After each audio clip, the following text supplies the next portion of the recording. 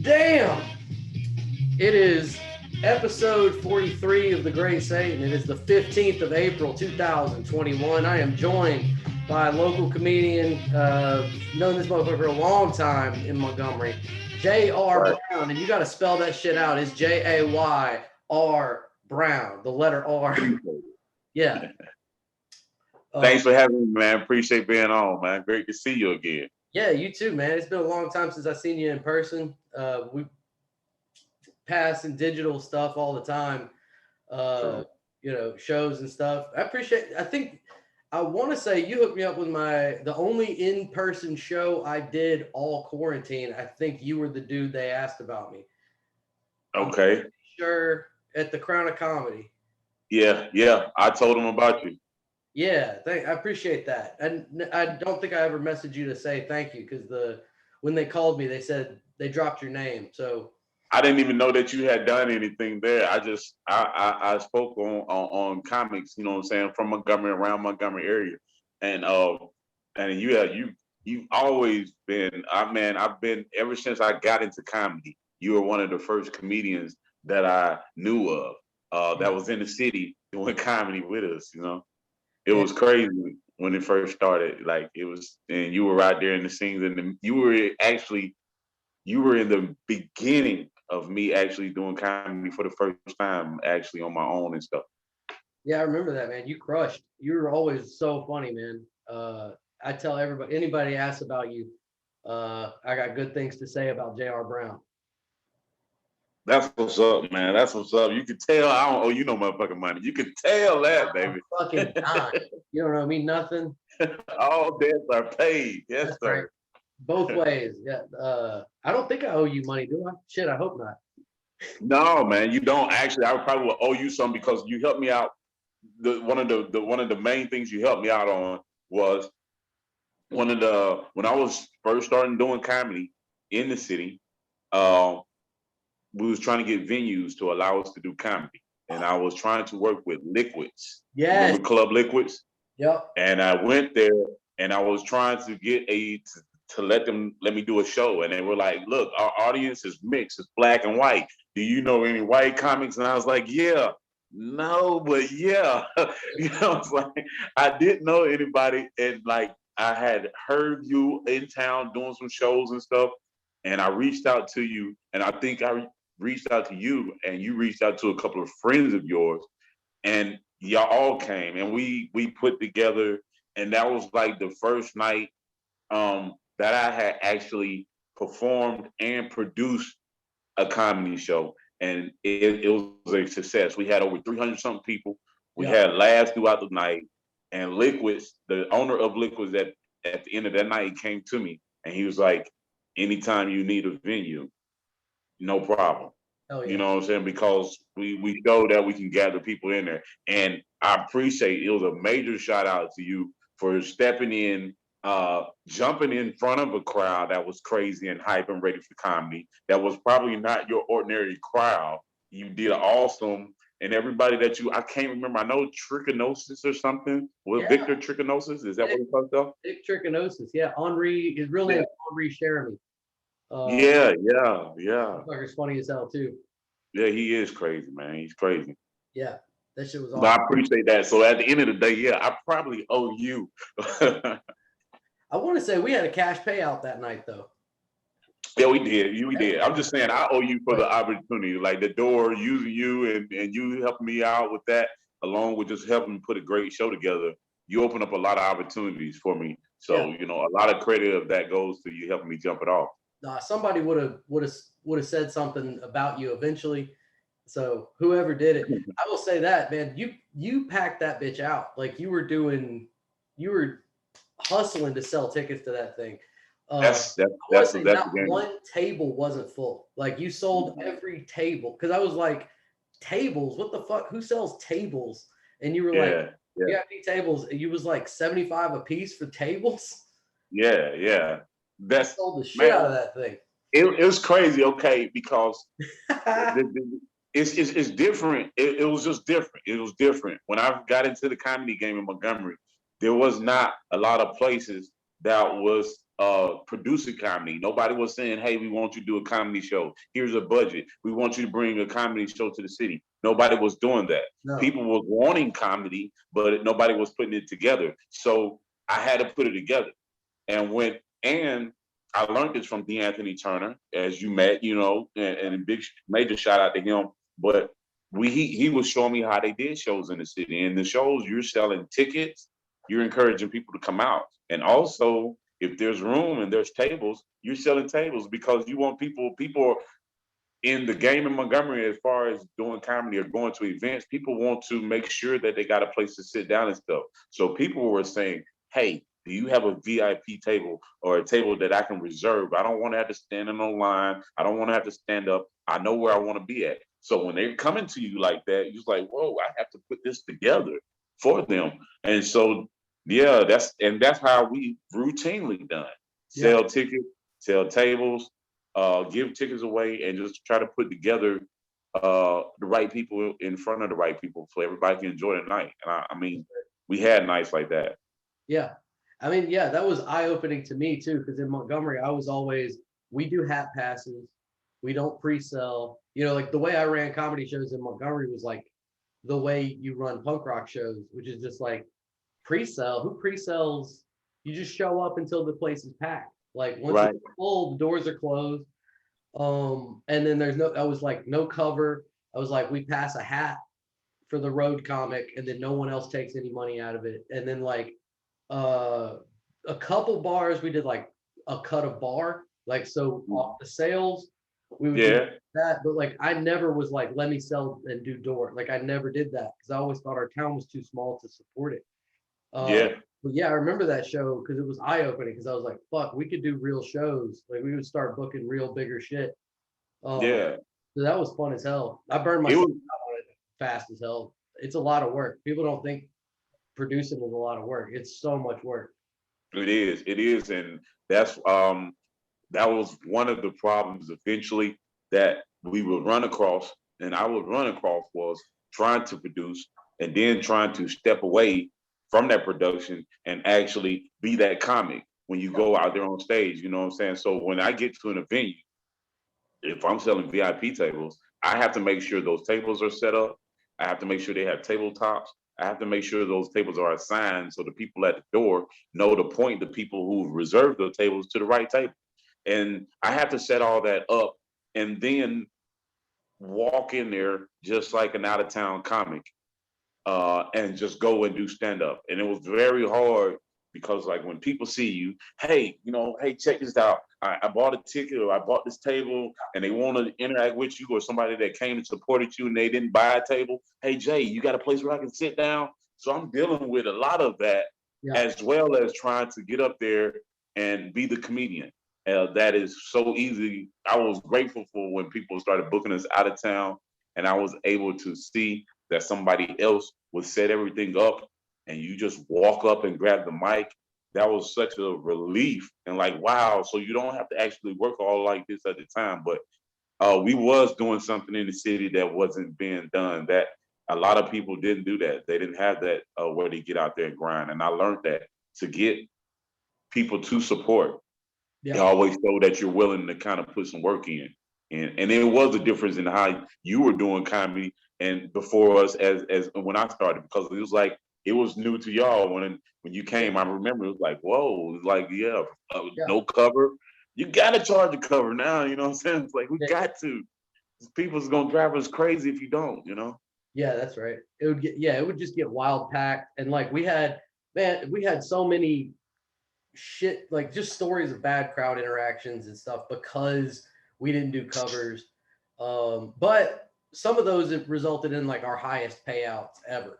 Like, I mean, we paid, I actually remember the headliner. It was Mo Alexander. You remember Mo? You know Mo Alexander. I heard it. Yeah. Man, we had LSU in town playing. They were playing Auburn, right? And they were standing across the street from the bar we booked out of. I mean, across the street, and it was Henri and me. Henri was already in character as Vic Trichinosis. He was emceeing that night, and Mo was headlining. I can't remember who else was on the show. I think I probably middled or something. We had like a kid open or something, whatever. Um, Yeah. but it was the highest payout. I still to this day think I've handed any single person, and it was because we went around and we barked at people, and then as those buses were pulling up for that those LSU fans that were going to be Yeah. across the street, they were going to be driving up to Auburn the next day. Uh, Right. Dude, they came over there, and yeah, some of them were just drinking and getting rowdy, and it made it a fucking hard show. Everybody had a hard time. We got through it. uh, with that hat pass at the end, those rich out of town LSU fans were dumping fucking money in our like trick or treat baskets as we walked around, Hell yeah. you know. So it was hit and miss. When it was hit as fuck. When it was miss, it was rough. Um, but yeah, I mean, yeah, I still don't know if I was to start booking a show, like if I tried to produce a show local, when this whole like everybody's vaccinated, whatever, we by August or whatever, we're doing live comedy again. Yeah. I still don't know if I would do cover. I probably would, just to make it easy and simple. Man, it's certain things. Both of it has its rewards. I say that if you do it, give a small cover. So you try to get people in there. That's kind of how you thin out the people that don't want to or do want to listen to comedy. So $5 cover, something like that helps it out. And it gets you better people that want to come and support it. People are willing to, you'll be surprised at the people that's willing to support it, but you gotta do that. Now, I cheated myself. I felt like that I just got behind the whole I sell tickets. In order for you to see me do comedy in the city, you got to come to a show where buy a ticket at and stuff like that. I kind of cheated myself, but not really because there wasn't a lot of places where I could go do stand up for free. Right. So we had to create a venue charge. So we had to create a charge so we could pay for the venue. But there is so many places, and a salute to you and your group of guys that was out there doing comedy, because places like that where there was no charge, where there was no cover like that, that's like an open mic. That Yeah. is common. What you have and what the setup is, that is common in other cities where you can just go to a bar and you walk in there and you hear some comics on the stage and the hat pass. That's a common open mic spot in any city in America. But like in Montgomery, there wasn't a lot of open mic spots, so we had to create it with cost. Right. But the main vision of it all, I would love to see is a spot, a hole in the wall spot on a Wednesday night where you, me, and any other person will get up on an open mic, no charge. People that are sitting there waiting to hear somebody. Those are what you need. That's just the practice, Yeah. and that's what that's what hindered, helped, and made me the comedian I am today, because one of the things was I never got a lot of time to practice my jokes in front of an audience that wasn't already saying in the back of their minds, JR, you better be funny because I paid $10 to see you on a ticket. That's right. It's more pressure right there. I Yeah. couldn't randomly just go off the dome or just practice new material. It was very scary to do so because everybody there has made plans to come to this comedy show and enjoy their night with their lady, their friend. So they won't laugh. They don't care about anything else. And it was like I got tired after a while. I was like, look, you only giving me $10 for a ticket. Stop stressing me and the importance of me to make you laugh just for $10. I charge you $10 because somebody in this lineup is going to make you say, oh man, this was worth it. If it's not me, it's going to be somebody. That's why it's just $10, Right. enjoy it. Oh, and it was always that pressure, man, to, what I'm saying? You can go to I could go to an open mic out of town and I would end up performing even better because there was no pressure. There was nobody in my ear saying, hey, you better be funny because I made this a date night for me and my old lady, and you better not disappoint me. Yeah. No, this is me getting off work, not even taking a shower. I'm slightly musty. You know what I'm saying? I just got these couple of cracks that's in my system, and I want to let them out. You know what I'm saying? Yeah. And I'm going to an open mic and let it happen. That right there is like in the truest form of comedy and stand up. So, in the long vision of it all, Jason, man, I do. I want to see that in the city. I want to be able to walk into places where there is no charge. There's a sign up list, and it offers the opportunity for people to just get up there and do comedy, because that's what we're really in it for. I just want to make people laugh, but in the format that we did is charging people and stuff like that. It worked, but like I said, it had its downfalls, and a lot of that was just pressure of performance. Yeah, that's right. Yeah, for sure. Yeah. And that, yeah, it goes both ways. There's like pluses and minuses to each kind of way of doing it. Yeah, man, I mean, I've always thought of it like that. Like there are going to be other ways of running shows, and like, obviously, it's not like you'd never heard of people not charging cover, and it's not like I'd never heard of charging cover. It's like we just made different decisions the ways Right. running, and I think a lot of it had to do with like what bars we were dealing with, right? Like you It is. wanted to run with like you wanted it to be this event too, which Yeah.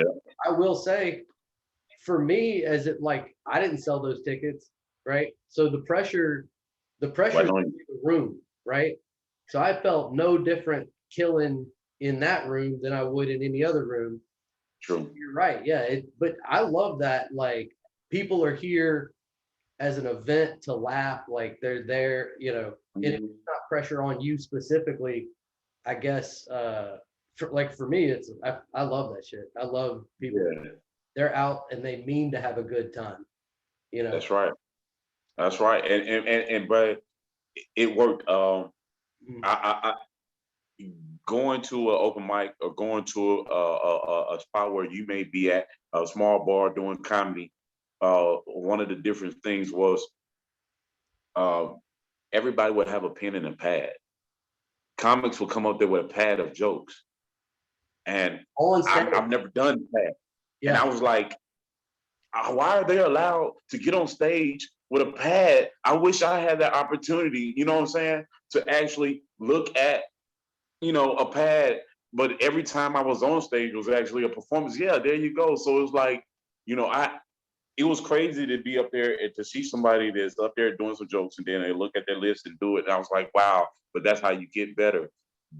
That way because when you're up there, you're under some pressure. You might forget some material. I know, probably like you've done, like I've done before, get off stage, realize, oh man, crap. That's this one joke I had. I forgot the whole mother. I've been working on it for 2 days. yep, And here we go. I forgot about it when I got up there. I got scared. I was supposed to start off with it and I didn't go back and do it, you know. So that pad was something that was a whole other style. Once again, I do want to see that in Montgomery. Even though it's an entertainment thing that I got up under with comedy, I kind of sided with comedy as far as entertainment. People want to be entertained, so they come see us. But truth be told, man, the pad and the pen, the low light, the couple people talking in the back because they're just there to get out the cold, that's comedy too. yeah, And it's what's needed. It is what's needed. yeah. I mean, it's all neat. Like that's the thing that's over the last, especially, I guess I would say the last 4 or 5 years, like of doing, like you said, there's people talking in the back or whatever. Like hard room, I call them hard rooms and easy rooms, right? Mm-hmm. I always divide it that way, but I guess some people divide it up different. But um, the ones where it's like, if it's too laid back, that's too easy. And I don't feel like that challenges me as a performer, right? So, like you said, there's the entertainment part and then there's the writing part, and you got to get those married together. And like, Mm-hmm. even like I'm a notebook guy. I've been a notebook guy since I was little, right? So I was like a little kid. I've been a notebook guy. Um, on stage, early on there were clubs that wouldn't let you go up with a notebook, right? They didn't let you. They had like no notebook policy. You had to wear a jacket. You had to have a no notebook, right? So jacket, Wow. but you could have a set list, right? You palm your set list, so you have Okay. one piece of paper. So Right. I had like 3 or 4 notebooks. One would be stuff that's in development, stuff that's the set list, right? So then you have like 3 or 4 sheets. You have like a 7-minute, a 20-minute, and an hour. Like Right. change that out at any given time, whatever. But even then, the performance of it has to look like, if you're reading it, you're still delivering it. There's parts of it that are organic, there's parts of it you memorize, and the notes should be like 3 words. Like it shouldn't be like you're reading, you know what I mean? Like remember the ingredients, you should still be like performing, I think it's more like a short order cook, right? Yep. Where the waitress writes it down and hands it to you. You don't have to go pull out the recipe book. Yeah. You just, oh yeah, that's the dish. It's sort of like the Waffle House thing. Like when they get up there and they holler out your Waffle House order, and you don't know what the fuck. Like they don't only say nothing what you just ordered. Yeah. But they give you an order. Like you order, you know what I'm saying, an all-American meal with a waffle, you know what I'm saying, bacon, and grits instead of hash browns. And they're gonna hit you with this pull 4, drop 2, covered smothered by your grandma's house. Yeah. And that's your order, And that it's funny how you said the list on the stand-up, because I do remember I used to just get my jokes and put them in the order I wanted to do them in. So I would get, like, if I had a list and it have 8 jokes on it, you know what I'm saying? I have the supervisor joke, I have the car joke, I have the coronavirus joke, I have the Trump joke, I have the baby mama joke, the child support joke, the roast joke, and I'm gonna end it with my kid joke. Yeah. And so I would get that list and try to, you know what I'm saying, I would have that in my back pocket before I go on stage, and I'll be looking at it all the time while the other comic is on, and I'll be trying to remember boom, boom, boom, boom, boom, boom. And then I get up there, you know what I'm saying, and I'm going through, and like you said, sometimes it flow. I can mess with the crowd or something, but I always knew my go-to was the next joke. And I would get mad when I get off stage, and I'd be like, I look at my list and I'm like, I did that one, did that. Oh shit! Oh yeah, I was supposed to. God, I would have killed him. Because you always would have killed it with that one you left off. It becomes the one that got away. Yeah. Yeah. So that was a difference in us coming up and everything, was the notes and stuff. But it's important on it all. I'm telling you. I think people cheat themselves, and they kind of give themselves a false reading if you don't do all the steps that comedians do to learn your craft. That's right. So, okay, you get up there without the notes. You get up there and you freestyle it. You know what I'm saying? Yeah. But you also get up there with your notes. You get up there and you find out, because if you are bettering yourself, man, you can't let not wanting to pull out your notes separate you, man. You crazy. And I'm gonna tell you what helped me out on that. Some more, some more, right? The comedian, some more, BET comic, some more. She did years ago. She came to Montgomery at the Impact, and I wasn't on that show. I think D'Anthony was on that show. I was just backstage. Her manager is also her husband. So when it was time for her to go out, he asked me, since I was backstage by him and everything, could I take the stool and these flowers that they had for her out there? And I was like, yeah. Then he gave me a list, dude. And he said, make sure this is on her stool. That's right. And I was like, all right, cool. So imagine me listening to the host, getting ready to introduce her. Yeah. She's standing like right here next to me, you know what I'm saying? And I'm sly, cutting my eye at her notes because she's standing right next to me. And I'm looking at her notes, and it's jokes, and it's material. Yep. And it's like, she's gonna be up there for about an hour because she's the headliner and some more, right? Yep. And I'm like, wow. So I said it there. On top of that, bro, while she was out there doing her set, she did one kind of wrong. Yeah. I thought the crowd was laughing. I was laughing backstage. Her husband wasn't pissed, but he was upset. And I was like, whoa, what's up? What's up? And he was like, oh, she did that wrong. She was, supposed to go like this. Woo, woo, woo. She's laughing. The crowd's laughing in the back. But he was like, no, you know what I'm saying? She's got to, these are some new jokes she's working on, and she did it wrong. I was like, oh wow, this is serious. Yeah. This is serious. This is not just entertainment. This is not just out there having fun. Right. This is actually where you are studying, where you are, what I'm saying, putting things together. Her, she was crafting. She was putting a special together, wasn't she? Yeah, I didn't know it, but possibly was. Now that you know the bigger pictures of life, yeah, she probably was putting a special together and was practicing. Yep. Also, here's another story. Cat Williams, he comes into town. He's a trip, right? Full of energy.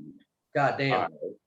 I'm in the audience this time, but what gets me about him doing his stand-up is that he is referring to a lot of parts of Montgomery. And it's throwing me off. The crowd is laughing. Like he's Court Street. Highland Avenue. Yeah, look at saying the names of streets. Yeah. All that. All right. So it's tripping me out until I realize there's a whole monitor on the edge of the stage facing him. And words are coming across that. Like his next joke or places in the city and I was like, man, how unique is that you can take your set, read the notes across the screen on this monitor that's on the floor in front of you while you're on stage. And if you go to another town, it's still going to come across and let you know the streets and stuff that you can joke on, the bad side of town and such and such. So all you got to do, or your assistant got to do when you go into this town, if you become so big that they can just say, hey, what's the bad area? What's the name of this popular street? What's the club everybody goes to? And then when you step out on the crowd, bow, people relate to it. They're laughing because like you're right around the corner from their house talking shit. That's right. And that's that whole list and preparation that people don't see, and it's crazy. It is. I want to say, so that year that he came through, I mean, he's come through a bunch of times, but the time where he was using prompters, I shouldn't say prompters, because prompters like a newscaster, like reading. Right. Every word. Yeah, word for word. But he was getting like, he had like PowerPoint prompts that he could like bounce back and forth on. That's it. I think he could control it too, if I'm not mistaken, but I don't know about that part. Like he had like something in his jacket pocket. He could just be like, pop, pop, pop. But that would. I'm telling you, that's a rumor. That may be true, may not be true. I heard that from somebody, but I know I saw the monitor, and I made sure that at the end of the show, I went backstage and I looked at the monitor. And it was a monitor, and I asked somebody that was backstage, and they said, yeah, that his stuff was coming across. I don't know if it was word for word, and like you're saying, it's probably something that move on to the next one. You just chirp it in. But it wasn't that the flow that he had. Say what? The flow that he had was assisted and helped by a prompter, and that was crazy to me. Like that was an eye opener to me. Yeah, big time. And that you only get to be able to do, to that Cat Williams level by doing, like you said, is going all the directions. Not just like I'm that guy that gets. I mean, and Cat could have just gone. He could have just stayed in that. I'm the funniest motherfucker off the dome. Like he could have just been that forever and been fine. He could have just been the kind of wild weed guy, like whatever he thought he was organically. He could have stayed that, but he was so interested in just elevating it and being the best stand up. So yeah, man, Cat Williams is so fucking funny, dude. Man, that dude. He inspired me way before I even know that I wanted to do comedy. The first person that really inspired me to say, "Hey, I want to do comedy. I want to give it a try," was Martin Lawrence, and I learned about him. Like this is after BET Comics. This is after what I'm saying. This is after that because I wasn't big on following that. I grew up at home, close knit. Mom didn't have us in front of the TV. It wasn't until I think I was out on a date, and we had went to a friend of mine's house. Because we ain't had nowhere to go. We ain't had no money. I was just out on a young date. And we was watching Martin. You So Crazy. His stand-up, You So Crazy.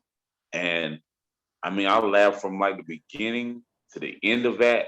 And the way that I just related to his stories, even though I've never been through that. Like he had drama with ladies and situations and stuff and fights and stuff. Even though I had not been in any of those situations, I felt like I was right there. I related and it was funny. And I was like, damn, dude, like my life, the way I think, or the things that can happen to me, it's just like that. Like I should be able to tell people about it. You know, I could be just that funny. I have life stories and situations that if I ever get comfortable enough on stage, which I haven't even got to that point yet, really. I honestly Yeah. that I'm funny, but as far as really knowing me and things I've been through and my real stories, I haven't brought them to the stage. But that's what put the push in me to, hey, bro, I want to make people laugh. I like making people laugh, and let's go. I didn't know how I was going to do it. I remember I was in between jobs, and my wife was pregnant and everything, and with the twins, I have twin boys. I have three boys, Yeah. but she was pregnant with twins first, and they're 12 now, going on 20. For sure. But I didn't know what I was going to do about comedy. I knew I wanted to do something. So I heard about a comedy club in Montgomery called Dragon's Tail way back, like 9 years ago, right when I That started. hotel that ain't there anymore at the top of the hill on Madison. I didn't know where it was at. Okay. Okay, I was staying down here in the country. I go to Montgomery, but I wasn't fluid with Montgomery. But I heard of Dragon's Tail, and I emailed him, and I said, "Hey, I'm a guy, and I'm thinking about doing stand up. It's a comedy club in Montgomery. What's happening? How do I get on? I want to try it out." And they inboxed me back. It took a couple of days. They inboxed me back, emailed me back, and they said that they had just opened and they hadn't started amateur night yet. They said, but when we do, we'll let you know. We'll advertise. And I was like, okay. About a month later, I got a job at Hyundai Power Transformers up here in Montgomery. Yeah. And they sent me to South Korea for 9 months. Damn. And I went to South Korea for 9 months, and I mean, learned my job, learned the trade. For the job I had, I was a winder making power transformers. Damn. And I came, and while I was over there, I kind of, I don't know, got to know myself more, grown, finally out, what I'm saying, doing my thing for a minute and working. And people were telling me, it's like, man, you need to try out comedy. So when I came back, I said, hey, I want to try it. My brother was doing security as a security guard at the owner's box, which was that club downtown on the top of that hotel. Yep. And they were doing D'Anthony Turner, DJ George, Chris Hester, and all those guys was doing once a month comedy shows. And I mean, I said, hey, I wanted to get on. I asked them, and they said, I did an open mic. I came back and I caught DJ George at an open mic at Boomerang.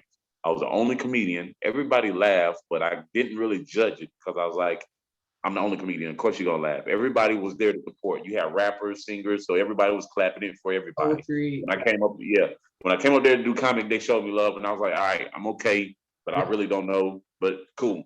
I went and I asked D'Anthony. I'm at the one of their shows. I went to it, and I met D'Anthony. And he asked me if I want to be on the show. Would I open up? And I said, yeah. And so I came the next month, and I got scared. Yeah. And people started coming in. It was like 90% women. I was like, whoa, like, where's the guys at? Like, it was like women. I was like, I'm not finna get up here and, do comedy for the first time in front of this big ass crowd of ladies. I was scared. So I backed out. I said, I'm not gonna do it. Yeah, I backed out. I was like, crap on this.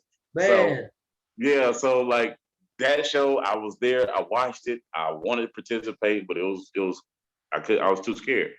All right, so at the end of that show, Deanne was talking to me, and DJ George and all the guys who was just chopping it up.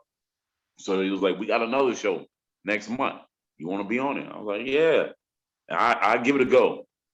So they actually gave me tickets, and they like sell these tickets to your coworkers and stuff. And I made them so much money back then. Like it was crazy because it was like my everybody, my coworkers at my job was waiting on me to they the ones that pushed me to do comedy.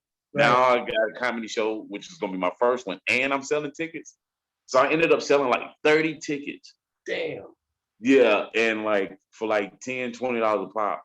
Damn. And so all those people were telling me like, hey bro, you better do your thing. Yeah. And so that's what kind of forced me on stage for the first time because there was so many people that had purchased a ticket, my coworkers, and they were like, bro, you getting on stage. You didn't get on stage last time, but we're here now and you better get up there. And Jason, man, let me tell you, the first time on an actual stage, I thought I started off, this how I started off. I started off saying, let me tell you something about myself. I'm from the country, right? Honest, not offending anyone, just open book. This girl jumps up, light-skinned, fine chick, jumps up and says, yeah, you look country with them ugly ass boots on. Damn. Jason, man, when I tell you everybody in there died laughing, like she just roasted me. I had on some Timberland boots with the strap. Yeah. Now, I don't know how cultural you is, but those shoes are pretty short. They are Timberlands with the strap. Come on. But I guess they wasn't the season attire. And so I think it was just that they were country at all, and then she was just like, wow. She just wanted to give you something back. Yeah.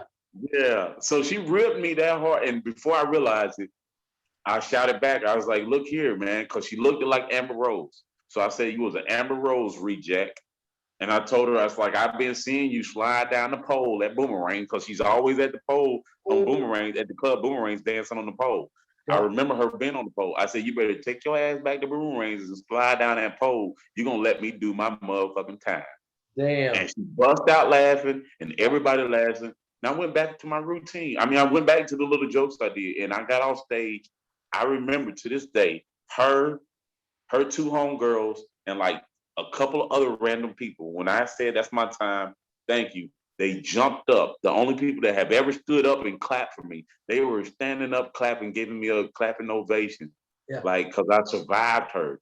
And like, it was crazy. When I got off stage, all the other comedians was like, man, that's what you do. Every time somebody trying to mess up your set, that's what you got to do. You got to lay it right back on them. You got to let them know, man, you got to do your time. It was like, everybody was like, just like, well, you did that thing. Right. And that's how I started off. And but it was, she didn't know, and nobody really knew how close I came to just saying, bump it all, because I wasn't ready for that. She stole me, and it just, I don't know what possessed me. If I hadn't jumped up and said what I said, I probably wouldn't have a comedy career as now, because she shot my confidence all the way down to my toes as soon as she said that. Yeah. I mean, you would have gone off stage, even if you bombed that time. You probably would have gone on stage again. I probably would have, man. But I got one of those small little egos. I can easily be crushed. Yeah, I can easily be, and I put myself in positions to be crushed because that's what makes me strong. But if you win the battle of my confidence, you got me by the balls. You know what I'm saying? Yeah, that makes sense. I mean, there have been times I've bombed real bad, like real bad, but like for some reason by the next day I'm thinking, okay, here's where I could have got it back. Like automatically, like my ego is able to turn it into like, well, I would have crushed if, and like you said, where you get stronger being able to be like, I mean, you're running the game tape back, your loses, they're equally valuable, Yeah. Yeah, maybe you're right. That would have built like a negative confidence. I don't know. I mean, it's one of those things.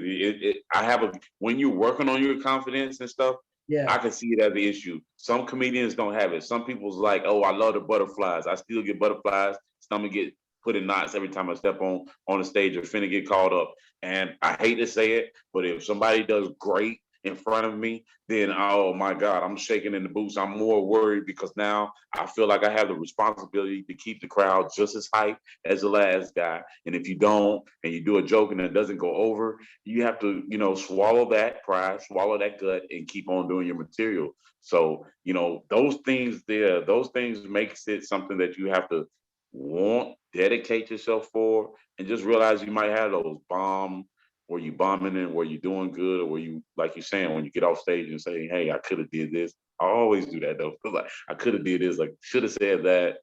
Yeah. Yeah, if I crush, I'm still like, oh fuck, there was that one thing I could have done different, Yeah. Moment that could have been better or whatever. Yeah. like you said, yeah, like you said, it could go, it goes both ways. Like you build confidence with some kinds of sets, but then you build strength with others, Yeah, yeah. like No. inner strength, you know. Damn. And that's why those different rooms and stuff is important too. Like we were saying, just the different rooms that you get in, the rooms that's crazy, the rooms that's drunk, the rooms that's free, the rooms that people pay to come and see you. So those do matter because they build all that from you. Because you're right, the same love that you get from somebody paying a $20 or $10 ticket to see comedy is not sometimes the same love when you bomb in a bar where it's all free.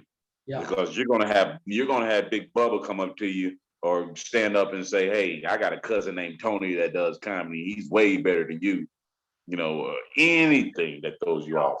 Or whatever. Or like folks are trying to play darts and come over and try to start a fight with you, Yeah, gosh, shit like that's that. Those are funny. I mean, you get stories like that from those free room or not just free rooms, like free showcase rooms, but like you were saying, literal open mics. You get weird rooms going for open mics because what the fuck? You got to be a bar owner that's like, okay, nothing's happening tonight. Come on in. Fuck, I don't. I don't give a fuck, man. So it's some scum. I mean, I shouldn't say scumbag places. We had some nice open mic rooms. Yeah, What was that? You came out a couple times when we had that Sunday night open mic room. That shit was we're in Montgomery. yeah on Madison at the hookah bar. Oh, Damn, yeah, that room was good. Barra Hookah. Yeah, Man, look, Fee, I was wanting to do a show there. I was wanting to produce and put together a show there years back because mainly for one thing, yeah, because I wanted to do an April the 20th. I wanted to do a 420 and call it Smokes and Jokes, damn, okay? yeah. That room would have been perfect for it. And it's like, you know what? I found out I forgot how much it is. It's like $1,500 a month or $1,200 a month to rent that place out. And I just the whole down in the basement, that's like ideal. Like, you know what I'm saying? So you got people upstairs drinking and hookahing, using your Yeah, hookah, or you actually come down into the pit and dude. actually have some For folks comedy. that haven't been there before, it's a over under. Yeah, there's an upstairs and a downstairs. You Upstairs. walk in at floor level, and then you go down the stairs in a hallway, and the basement's full size.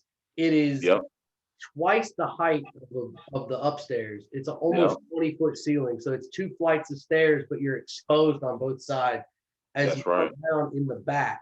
And then if you're on stage, you can see all the way to the back of the room. But as you walk Yeah, down, you're about 3/4 of the way back, and you can see what's on stage. Or stage area is like one corner, and it was set up to do. I mean, at the time, it was set up to do like EDM show, like dance parties. Like, so they had okay. the biggest fucking PA in Montgomery. They were, Mm, you could be loud as fuck in that room. Uh, oh yeah, dang. and it was cinder block and it was painted black. Like the walls were hard Yep. black, which that's a plus side for comedy. The downside was how high that ceiling was. Um, but in COVID times, like or post-COVID times, having a high ceiling's good. Like Chronic True. Comedy's got a high ass ceiling, Yeah. a lot of ventilation, so that's good. Yeah, actually, I was talking with the guy who, Chris, Yeah, that runs that Crown and Comedy. He was saying when he opened that venue, he said it took forever to get all the dust off the ceiling. He's like, that was one of the hardest jobs. They had to get all the dust off the ceilings before they actually painted that place, you know. And hey, man, appreciate you linking up with that guy, man. That guy is he's out, he's giving opportunities to anybody, even the open mics that he offers. I host a lot of those open mics that he does, and the comics that come up there are first timers, people with lists, people that's trying to do, you have some that's banging. You have all different. And I love it. And he's like, hey, he does all kind of shows. So he's like, if you're good, I'm gonna get you on the show. You know what I'm saying? So just find out where you want to be at. yeah, That's a good spot. yeah. He was super nice. He has a for people that not in the southeast or comics, whatever. The Crown of Comedy, man. He's got a green room set up, like or VIP room, whatever you want to call it, like set up where Right. all during COVID, if you were a comic if you were out working, you were having to play places where either people didn't give a fuck about giving you COVID or didn't give a fuck Yep. about giving everybody else COVID, or I mean, if you were putting shit together yourself out in a park or something, maybe, but like shows were few and far between Mhm. all Yeah. coronavirus. And this dude was like, here's the steps I would take if I was trying to keep myself safe. And he was there at every show, if I'm not mistaken. He was there at Yeah. the show I did. Man, he's a dude in the back cooking. He's in the back cooking all the time. So that's where he's at. If you don't see him, he's just in the back cooking. He hasn't hired a cook yet. And I joked at him about it. It's like the only time he wants to come out there and not cook it when he has a drag nose. You Yeah. know what I'm saying? So I joke on him about that. It's like you always want to be a bartender, then running around, delivering drinks as a waiter. He's like, whatever, man. But he offers a lot of opportunities for anybody. But now I will say this: in the times of COVID, he was. I stopped producing shows. I Yeah. didn't want to produce a show. I would let people book me to do a show, but I wouldn't produce a show because I didn't want it. I didn't want to bear the burden of having people come out, and the coronavirus was just as big as it was at the time, and we didn't know a lot of information about it. You know what I'm saying? So I didn't want to produce it and have people come and support me or support what I'm trying to do and end up Right. getting sick. So I was like, I would let people book me and I would go there and I would do my precautions until I'm on stage. But I didn't plan any show in Montgomery or anything like that. The Crown and Comedy was one of the first places I started going to on a regular. And when I went, just like when you saw it there, it's a big venue.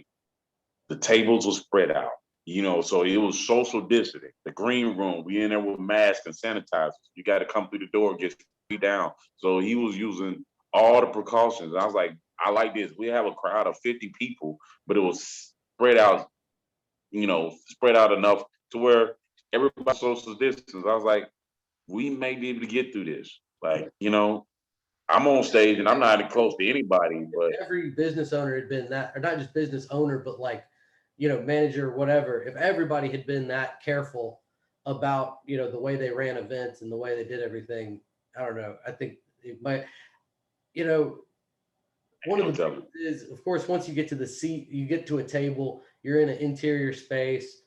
It's really all about how big that interior space is and how much the air's moving and all that shit. So uh, it's beyond some people's Yeah, control. But he was lucky enough to be able to open that thing up and really get that draft moving from the front to the back.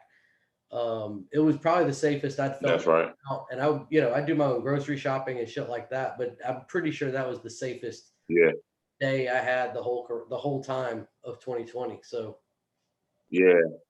yeah, he's Yeah, I'm I want to say I'm glad that I made it through it. That was crazy. I mean, we're still fighting in the pandemic, but I do appreciate everybody that took the precautions, the club owners and stuff that, hey, we're going to do things a little differently. I appreciate it because that goes a long way for artists and comedians and people that our livelihood depends on us, and a part of our livelihood depends on us getting on stage and stuff like that. So it was cool to see some people going as far as they did to kind of let us still be us. Yeah, that's right. Um, True. yeah, and I'm sure for a lot of those who, it was hard to get 50 people in there. Even, I know for art, Yeah, like, yeah, because especially you get people on a show that aren't really even like you said, you're not going to produce a show. I'm also not going to, like, when I am on somebody's show, I'm going to say I'm on it, but I'm not hmm, going to be like shaming people into coming out. Like, stay home. I'm yep, staying home. I'm home all the time. that's right.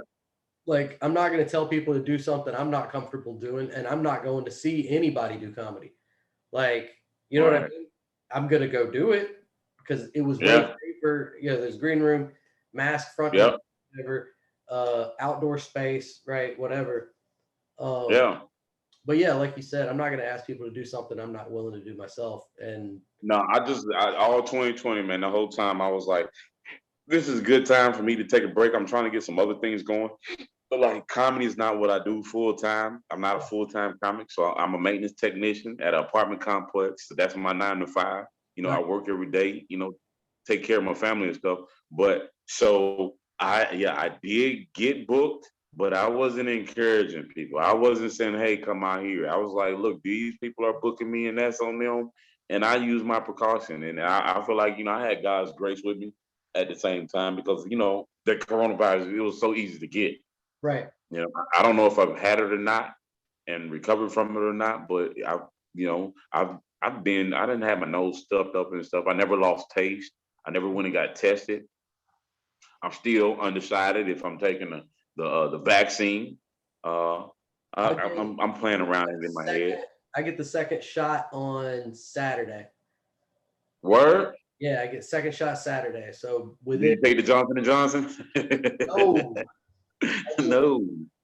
I got that Pfizer, that good. Okay, that's what they got. That's what one of the leasing agents at my job, she got her next shot is next month. Okay. Yeah. What was your symptom? I had soreness at the injection site, but honestly, it was, I mean, if I go like 3 or 4 extra sets on chin ups, my shoulders are sore than that anyway. Right. So you can do chin ups? Yeah, I do the shit out of chin ups, dude. My single set is like in the 50s, but I do about at least 24 every single day. That's a rest day. And then I try to do 10 sets someday, like at least one day a week. I do 10 sets of 8. Are you serious? Yeah. Let's all right. I know we're on the Zoom and everything. I want to see your bicep. Let me see a bicep. Let me see. Oh, let me see the arm power.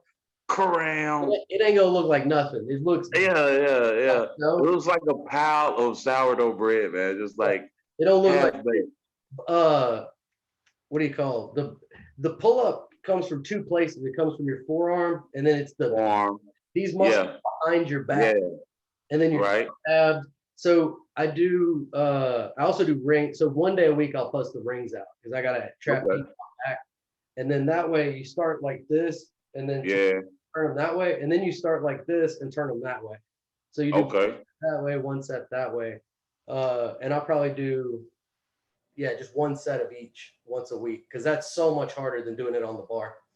Yeah, I got to get back in shape, man. I worked out for the longest when I was younger, so my body carried it for a long time. Like I still got good muscle. Like if you look, I still got a good show of muscle. Damn. But that's like Walmart brand. Like I bought that when it was on sale like years ago. It ain't worth a daggone right now. I swear to God. In the back of the door at the bottom of the crisper. Yeah, all that crap, man. It just looks good, but it ain't hitting on nothing for real, man. Hell yeah. Well, good to see you still have your strength and you survived the COVID, man. I swear, man. It's yeah, man. 2021 has its issues, but I'm actually glad I made it here. Yeah, man.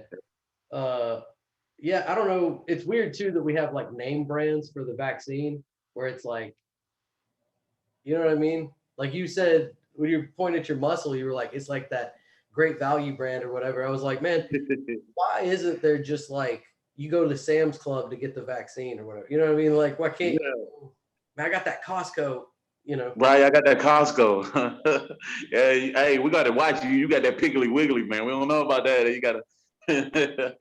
It's like 5 people get the shot for $20. It's a pick 5. Yeah, I don't know about that. Family of 5 deal. Yeah. It was the pick 5 for 15. Yeah. That orange sticker. Hell yeah, boy. That shit would rock. Damn, dude. I'm glad. So we made notes to like talk about all these current events and shit, but I'm glad we didn't have to, man. Yeah. It just catching up and talking shit. That's right. J.R. Brown, and remember, it's not J.R. Brown like J, the letter J. It's J.A.Y. The middle is R. Last name Brown. J.R. Brown. I'm gonna let you go ahead and spit your plugs out. You got some plugs. You got shows coming up. Yeah. I got a show Saturday. It's the 17th. This is at the Crown of Comedy. We was just talking about it. They were supposed to have Chico Bean from 85 South Show. Yeah. But he had some health issues. He lost his voice. He's not doing any stand-up right now. So he had to cancel the show until like August so his voice comes back. So they got another BET comic. They got Neiman Williams. You know Neiman Williams? He's a BET comic. He's headlining, and Lamar Pullum. Have you ever met Lamar Pullum? I haven't met Short him. guy. I've heard he's funny as a motherfucker though. Oh man, dude, he's like a little person. He's a midget. Well, I Oh, guess that's my brother. You know what I'm saying? So I can say that, but yeah. he's a little person. This dude is hilarious. His life story is funny. You know what I'm saying? And it's an overcoming story. But he's on there. Jet Wilson, another Alabama comic from up north, I believe. He's funny, so he's gonna be in the building. That is Saturday at the Crown of Comedy. I think it's like $15 tickets.